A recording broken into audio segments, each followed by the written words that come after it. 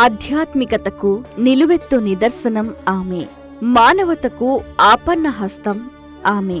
తన శ్వాసను ధ్యాసను సాక్షాత్తు ఆ అరుణాచలేశ్వరుడి మీదే పెట్టి ఆ మహాదేవుని అనుగ్రహంతో ఎంతో మందికి అన్న వస్త్ర జ్ఞాన దానాలు చేస్తున్న మహాదాత ఆమె.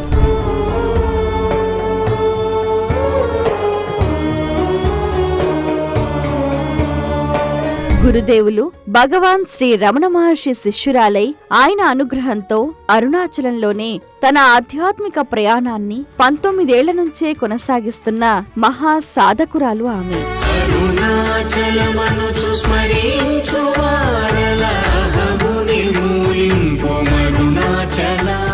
అత్యంత సాహసవంతమైన అరుణాచలంలోని అరుణగిరికి 4 పర్యాయాలు అంగ ప్రదక్షిణ చేసి స్వామి పట్ల తనకున్న అచంచల విశ్వాసాన్ని చాటుకోవడమే కాకుండా నాయనార్ల చరిత్రకారిణి, ప్రముఖ ఆధ్యాత్మిక ప్రవచనకర్త శ్రీమతి అరుణాచలం మాధవి గారు. హర హర శివనే అరుణాచలనే అన్నామలయే పోట్రి, శివ ఓం నమః శివాయ.